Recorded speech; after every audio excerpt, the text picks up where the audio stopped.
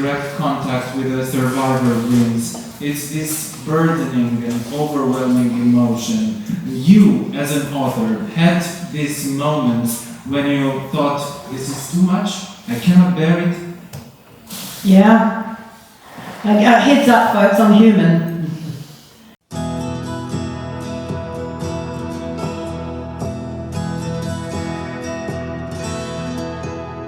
Absolutely. I was lucky that the profession I had for over 20 years taught me how to self-care, how to protect myself when dealing with hearing other people's tragedy and trauma. What it taught me in particular was that I had no right to think I could own any part of these people's pain and guilt and trauma. It's not mine, I don't get to own it. But there were many times, it's called transference. It leaves the person telling the story and it lands often on shoulders of somebody listening. And that happened many times with Lally. And I'd just go to him and go, I need a hug. And he would give me a hug and just say, I'm here, I'm still here, and remind me of that. And so that would help me with that. And I had other strategies too to help me when it got too much. But primarily they involved music, with incredible therapy for me. And in more recent years with the sisters, 5 little grandchildren, there's nothing a 2.5-year-old can't do to bring you back to reality, back to your life. This is my life. Let us not forget, you have previously told me that you had a special message from one of them to the Romanian audience. Yeah. I was talking to Libby 2 days ago when I was in London, and I'm going to talk to her again tomorrow. And she said to me, well, she wanted me, first of all, she said, can you go up to the border and find where it was where we crossed over and where we came through. But can you please thank the people of Romania who we consider saved our lives? Because those 2 girls, Magda and Libby, and those other young people they were with, if it hadn't been for the people here in Romania who hid them, who fed them, who looked out for the authorities that helped them get from that border, because I think they crossed from Slovakia into Ukraine a little bit, and then came through Romania, to be able to get onto that boat and then step off that boat in Haifa on the 29th of February 1949. And so to you, Libby says thank you, thank you. She considers you too, the people of Romania saved her and Magda's lives. And I will get to tell her tomorrow how I got to spend time with you and what an incredible people I have met today throughout the day. So thank you on behalf of Libby and the families of the Mella sisters. How did these stories make you evaluate or reevaluate your relationship with the concept of family? I'm jealous of theirs. We're rightly or wrongly. I came from an area in New Zealand where I was a 5th generation New Zealander. Now that doesn't mean much to you because your ancestry possibly just goes all the way back in Romania. It is a big deal in countries like Australia and New Zealand to be able to go back that far. And in this small village where I lived, something like 80% of the people were related to me. For me, growing up with that kind of closeness, I hated it.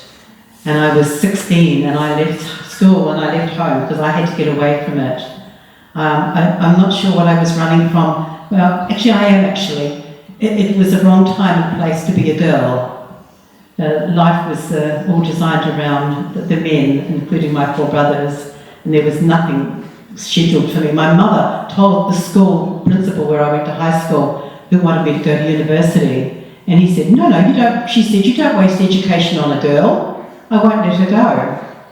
And yeah, that's what she did to me when I was at school. And so I rebelled from that and I fled my family. Not my siblings, never my siblings.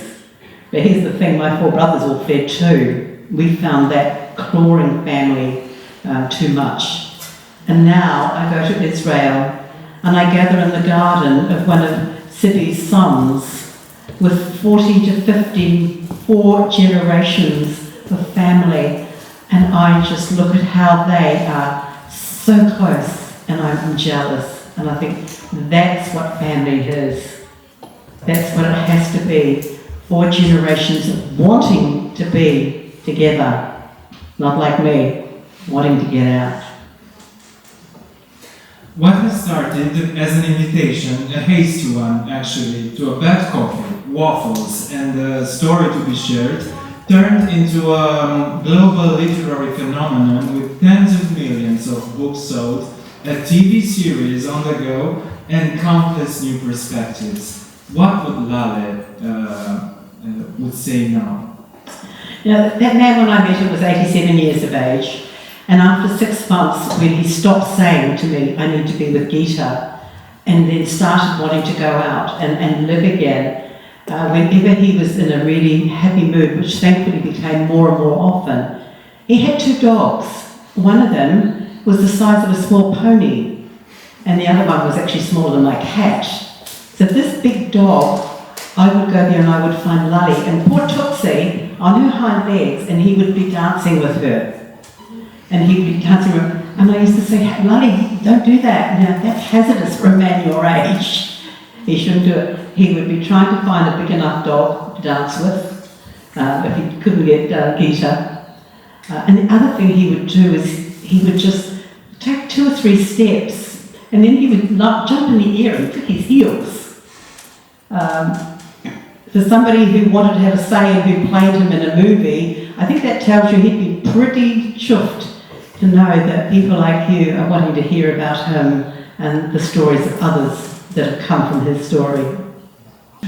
The amount of literary first-hand testimonials is quite impressive. How do you relate to the works of Primo Levi, of Olga Lengel, Elie Wiesel, Renia Spiegel, Dr. Edith Egerman? How do they help you in order to draw your characters and also to confront situations that actually happened? Oh, they're amazing. I hadn't read any of these books until I'd met Lale. So having that as another resource, if I can use that phrase, it's not really a phrase you should use for these books, because these books stand alone and they should be acknowledged for the brilliance that they are. In a lot of ways, they were reinforcing what Lale was telling me, but they were being interpreted through different eyes, the individual eyes of those authors, their story, their memory, their history. They're all different and they're the same. So for me, I'd loved being able to go and look at those and go, yeah, he was in Auschwitz, Primo Levi, he was in Auschwitz. He wasn't there as long as Lale was, but he described that place. Lale hadn't read him. Lale described that place, and they matched.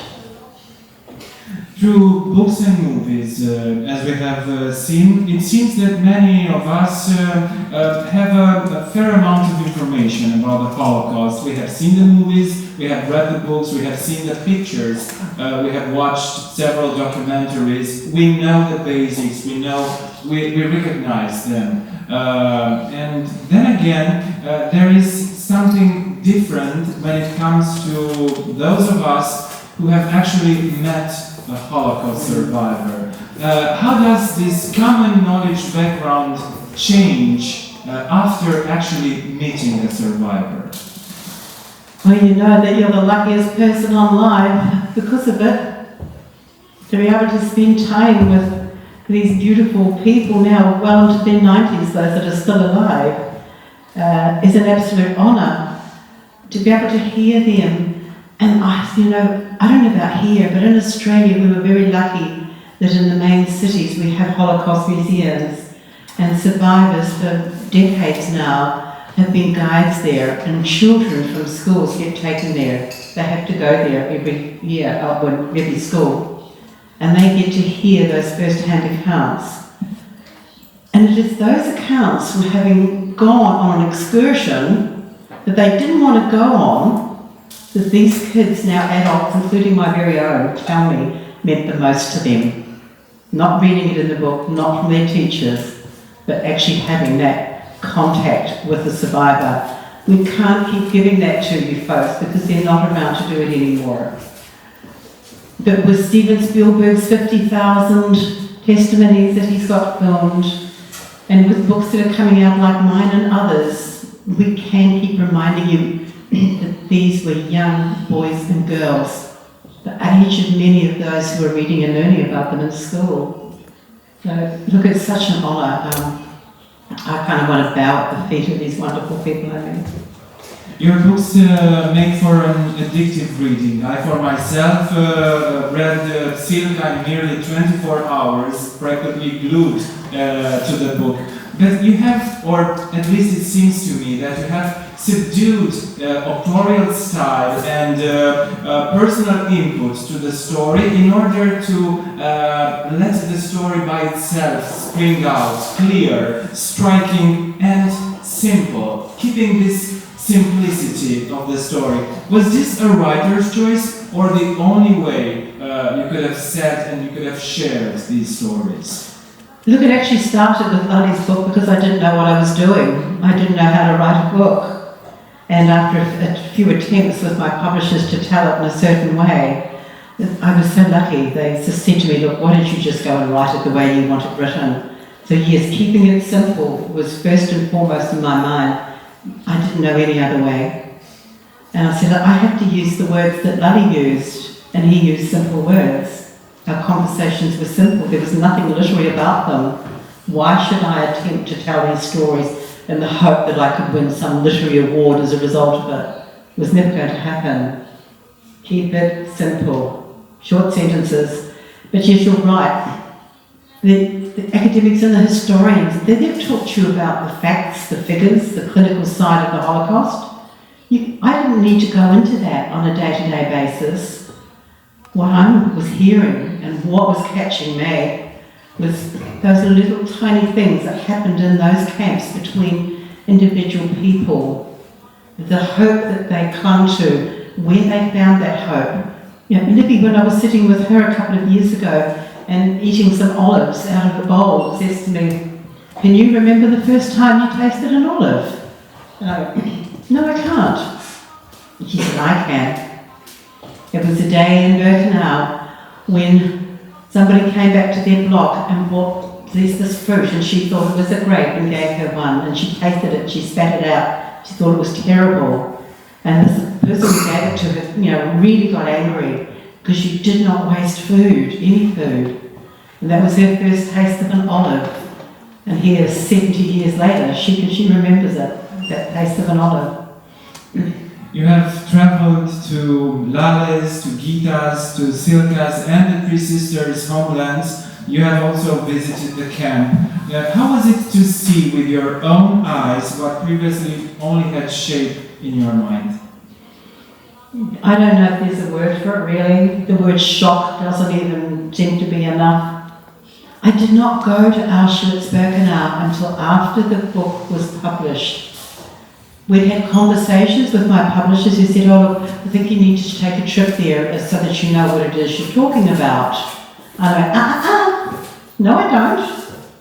If I did that and saw that place 70 years later through my eyes, what would be my interpretation of what I was seeing? I said, I'm just going to take a punt and write the way Lali remembered it, and I hope he got it right. So the first time I did go there, which was in 2018, and I went to Birkenau first, and I don't know if any of you have been there, but when you walk through those gates, through that archway, and you look into the camp, and you can't see where it begins and where it ends, front and back sides, it is so massive. And try and comprehend the evil that was portrayed there, and it was one of those still days, it was April, it was sunny, it was warm, and there was just a silence, and there were thousands of people there with me. I went numb actually, I just sort of went numb, and I walked around and I knew, I didn't need the thing in my ear telling me what I was seeing. I knew that on the left as I walked down that train track, and I walked down that train track, I didn't walk off the side, I walked down on the tracks, that on the left that was the women's camp. Somewhere down there I would find Silka's camp, her block. On the right, are these the men's at the front? Oh no, there's where the Riesenstadt family camp was, the gypsy camp. It just unfolded in front of me. And it wasn't until later on that night when I got home that my I kind of just snapped, and the full horror of it got to me. You know, I did one thing there that day. It was something which I've not really spoken about much. But in August of 2006, I was visiting Lali one night, and he was subdued, he was quiet. And he said to me, I have to ask you to do something for me. And I went, you know, I'll do anything. He said, take me back to Auschwitz. Well, that floored me. He had not left Australia since he arrived in 1949. And I said to him, you sure you don't want Gary, your son, to take you? And he said, no, I want you. And I went, okay, yes, we can do this. When do you want to go? He said, January. I can't believe my brain immediately went to, you don't want to go in summer? But of course he didn't. He wanted to be there on the 27th of January, the day that he had left in 1945. So we were making plans. Then I said to him, if we're going to do this, you have to tell me why. Because you have not left the country. Why? He said, do you know if the concrete block is still there? And I went, still where? What? He said, outside crematoria 3, the concrete block, the step. I said, no, I have no idea. He said, I hope it's still there. I said, why? And he said, because I have to go and stand on that concrete step and I have to say I'm sorry to the 1.5 million people whose lives I couldn't save from this place. You try picking yourself up from hearing that. No amount of me saying to him, no you don't, darling, no you don't. He believed he did. So in April 2018, I found myself at the end of Birkenau, where those gas chambers and crematoria are situated, and all of a sudden I knew that was crematoria 3. You can see it, it's open, you can look down into it. And I waited till the group I was with had all sort of gone off. I stayed towards the back, and there I saw the concrete step. It is still there. And so I went and stood there and said the words for him. I also sent a special prayer to his parents. His parents died there, and Lali never knew that. I found that fact out after he died. So yeah, that's what visiting Auschwitz did to me. Well, thank you for sharing this with us. I was going to ask you which was the most striking experience in Auschwitz-Birkenau, but you already answered. Crematoria 3 in that concrete step. And I would add that probably the most striking experience was, in your own words, listening to that silence, which goes back to the beginning of our conversation, listening to the silence. Yes. Actually, the silence filled with unheard voices. Well, you have mentioned the word guilt. It's probably the feeling that crosses through the novels, all three of them, like a thin red line, and sometimes not at all that thin.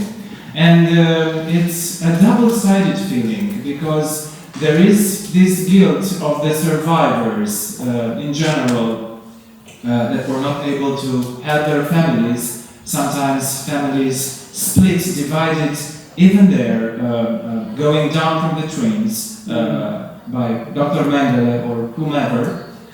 But there's also this guilt of characters like Lale Sokolov or like Silka Klein, characters that have found a way of living, of dealing with the horror, with the living hell around them, that was considered controversial, let's say, or disputable by some others.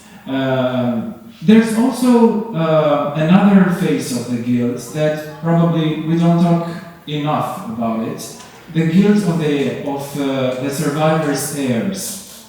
How do you, as an author, examine this feeling, this overwhelming feeling of guilt? There's not a Holocaust survivor alive who I've had the privilege of meeting who doesn't have survivor guilt. It's at varying degrees, though, I have to say. For some, they have gone on and had good lives, like Lali and Gita and many, many others, been successful, raised families. And for others, they've lived, they've had families, but they've told me they haven't been able to move on. They have not been able to enjoy one moment of their life. So it varies between the people survivors. I couldn't find any connection with those survivors who, for example, came back and found family that had survived and those who didn't. So it's a very, very individual thing. In terms of Lali and Silka, I'm happy to use the word that others have thrown at me, and that is that they were collaborators. Collaborators of the Nazis. Yeah, Lali volunteered, didn't he? Silka volunteered to be raped, didn't she? But these people survived by doing something which we would find above the line, over the line, something that we could not do. That was their choice, and we do not get to judge them for making it. Some survivors have told me that they said, in particular Silka, she should not have done what she did, allowing that brute to rape her, just so that she could live and have a better life. She should have chosen to die, because that's what I would have done. I've had that said to me. And I just said, well, you know, weren't you lucky that you didn't have to make that choice? Silka didn't get to make the choice. The guilt that Lali felt over what happened to Silka far outweighs any other guilt that he had. As a man, he said, to not be able to help this 16-year-old girl, not only in Auschwitz, but what subsequently happened to her, being sent to a gulag in Siberia for 10 years, and to be able to do nothing really, really destroyed a part of him and who he was as a man. We should have been able to save our women, to help our women. Very sexist if I think about it of him, but you know, at the time and place, that's how he felt. So yes, there is that. They were not collaborators. There were people who were. But in some ways, when we talk about kapos and block leaders, these people who are really, really put down, and many in fact, who were subsequently charged by Jewish communities, who when they were given a position of power and a job to do, took that job and then they took it one step further in terms of being evil themselves. And there were people for whom that happened. Lali took his job and said, how can I help people? But he turned it around, and I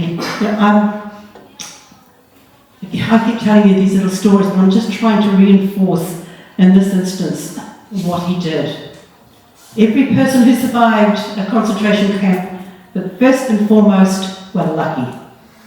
Luck came down to it. That moment they walked past Mengele, whoever was doing the selections when they arrived there. That second in time, when that person standing there flicked them to the left or to the right. They had no control over that, no say in that. There was nothing they could do. And they did not know what it meant anyway. Go to the left. You didn't get to see the sun come up the next day. Go to the right. Lali would give you a number, and you now stood a chance. You would see the sun come up the next day, maybe the next, and maybe the next week, and maybe you now could survive. And so for him, he called it numbering, and to him they were the lucky ones. He justified that to himself for what he did, and I don't care that he used that justification, because for him he was helping, and subsequently did. But I had a woman come up to me about 3 years ago in London. I was giving a talk, and she came up at the end and she had a book, and I signed it, and she said the strangest words. They've just embedded in my head. She said, I'm only here because Lali Vateta and a strange man whose name I do not know. Now when someone says that to you, you say, get behind me, I need to talk to you. And after everyone else had gone, I went and sat down with her and I said, you have to explain that to me. It doesn't make any sense. I did not write about this in my book because I thought, Lali was angry with me by the way for not writing it. I thought that people might interpret what I'm about to tell you as Lali making a big man of himself, of embellishing what he was doing. And so I held back a lot of things that in retrospect I shouldn't. And this is one of it. He said to me, I did this hundreds of times. In 2019, I've got a woman in London now telling me what he told me he did. Her father had been a 17-year-old boy in Birkenau. He was in a block, in one of the blocks, which was designated everybody to go to the gas chamber the next day. That's what they did. There were too many people coming in, and so the ones who'd been there the longest, who were considered too weak to work and sick, well, we just empty out that entire block because we've got a train of maybe healthier, fitter people coming. So he was in a block to go to the gas chamber. And that evening, Lully came into the block and picked him out and said, come with me. And he took him outside around the back of the block. And there was a strange man whose name she does not know. And that man had gone to Lully and said to Lully, I am sick. I know I have typhus. I am not going to survive. Make my death count. Make it matter. So Lully took that 17-year-old boy and met this man, and he changed the numbers on those two men. He could just smudge up the one, because he could mark either side of the left forearm, and he changed the numbers. And that brave man, whose name we do not know, went to the gas chamber the next day, and that 17-year-old boy lived to go and have a family and a life.